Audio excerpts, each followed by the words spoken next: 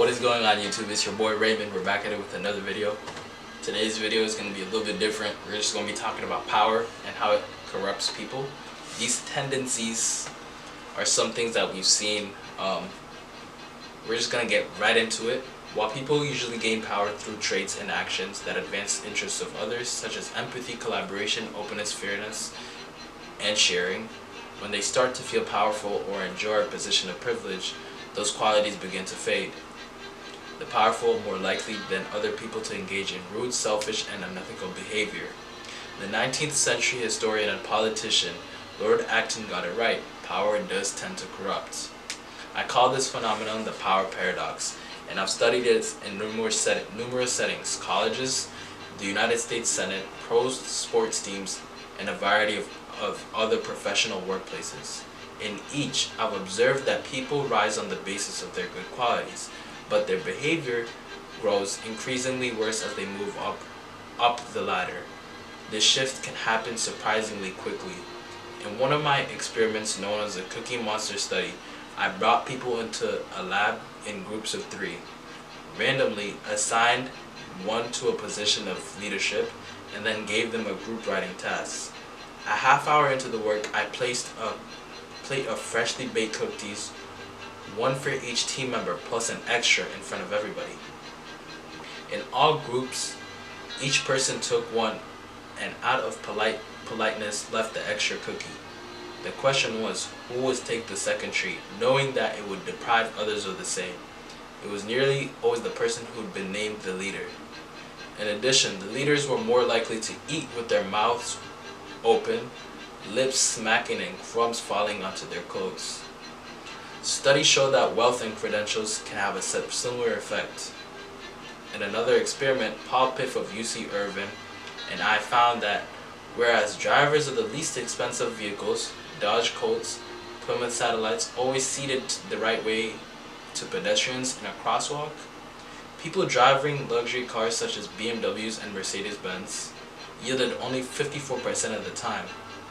Nearly half the time they ignored the pedestrian and the law. Depends on what state you live in.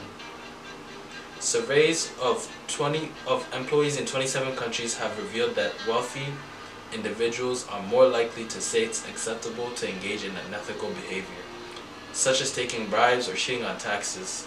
And recent research led by Danny Miller at HEC Montreal demonstrated that CEOs with MBAs are more likely than those without MBAs to engage in self-serving behavior. That increases their personal compensation, but causes their company's value to decline. These findings suggest that iconic abuses of power, Jeffrey Skilling's fraudulent accounting at Enron, Tyco CEO Dennis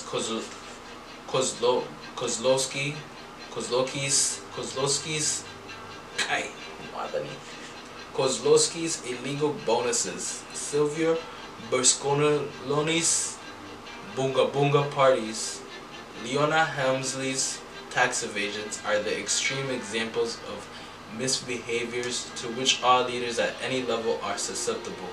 Studies show that people in positions of corporate power are 3 times likely as those at lower rungs of the ladder to interrupt workers, multitask during meetings, raise their voices, and say insulting things at the office.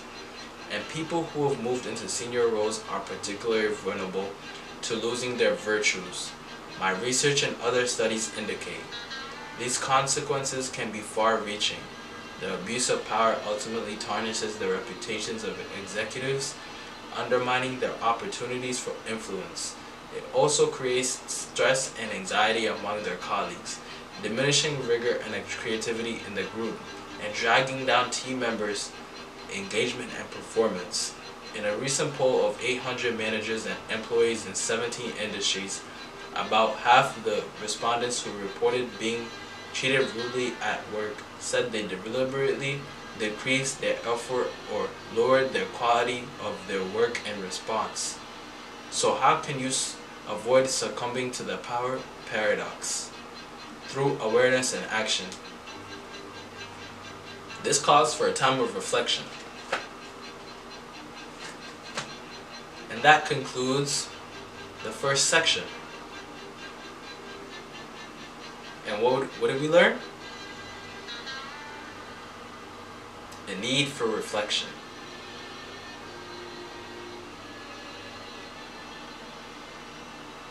Our first step is developing greater self-awareness. When you take on a senior role, you need to be attentive to the feelings that accompany your newfound power and to any changes in your behavior. My research has shown that power puts us into something like a manic state, making us feel expansive, energized, omnipotent, hungry for rewards, and immune to risk, which opens us up to rash, rude, and unethical actions. But new studies in neuroscience find that simply by reflecting on those thoughts and emotions, hey, I'm feeling as if I should rule the world right now, we can engage regions of our frontal lobes that help us keep the worst impulses in check.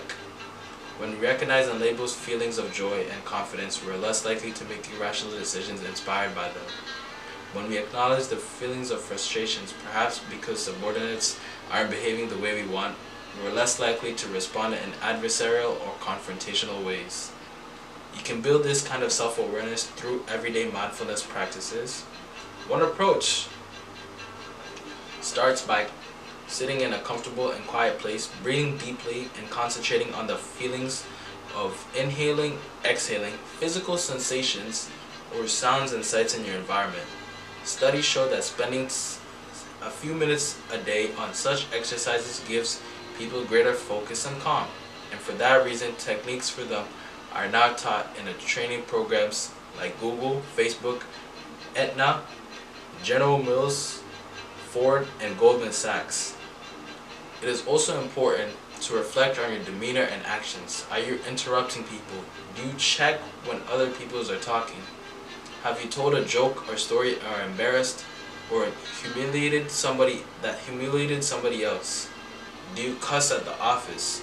Have you ever taken sole credit for a group effort?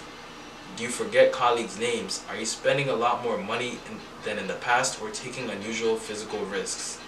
If you answered yes to at least the few questions, take it as an early warning sign that you're being tempted into problematic, arrogant displays of power. What may seem inconspicuous to you probably doesn't to your subordinates. Consider a story I recently heard about a needlessly hierarchical lunch delivery protocol on a cable television writing team. Each day when the team's sandwiches arrived, they were doled out to the writers in order of seniority. In failing to correct this behavior, the group's leaders were almost certainly diminishing its collaborative and creative potential. For contrast, consider the United States military mess halls, where the practice is the reverse. As the ethnographer and author Simon Sinek notes in the title of his most recent book, Leaders Eat Last, officers adhere to the policy not to cede authority, but to show respect for the troops. This is where we get into section number 2. Practicing graciousness. I gotta cut this off real quick. Be right back. Whether you've already begun to succumb to the power paradox or not, you must work to remember and repeat the virtuous behaviors that helped you rise in the first place.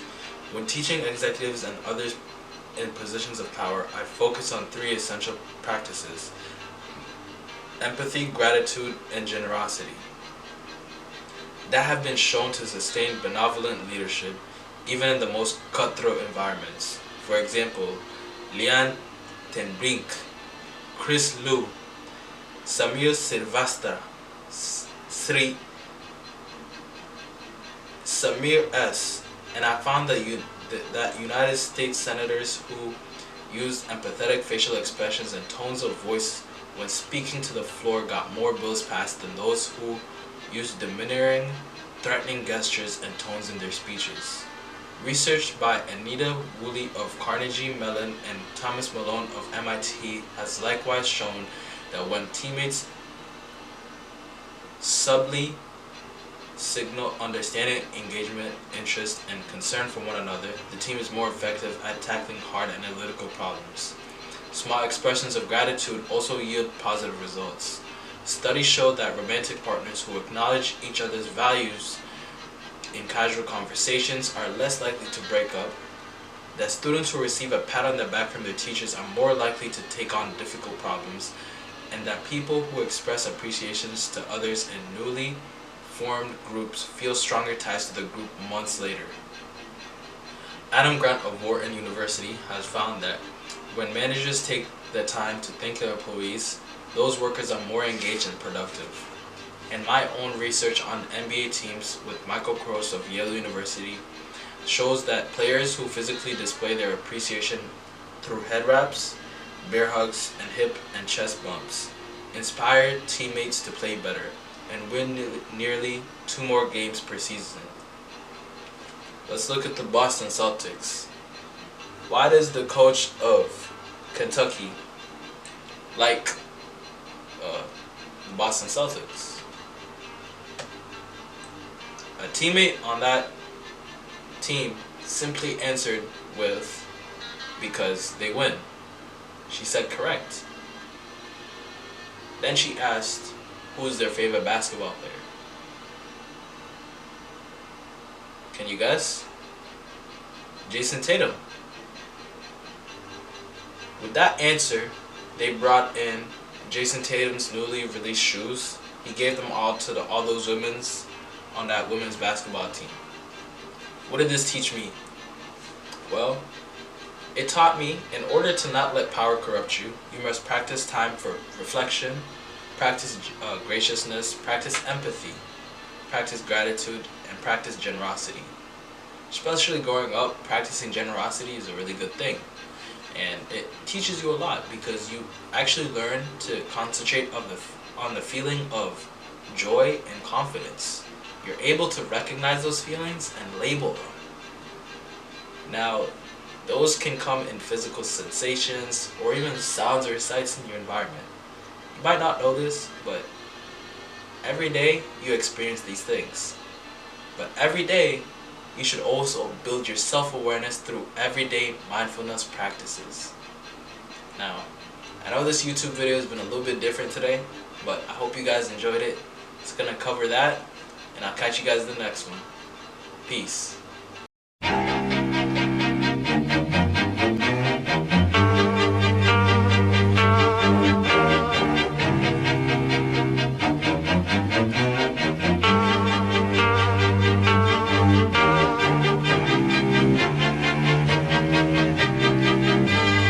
Ah.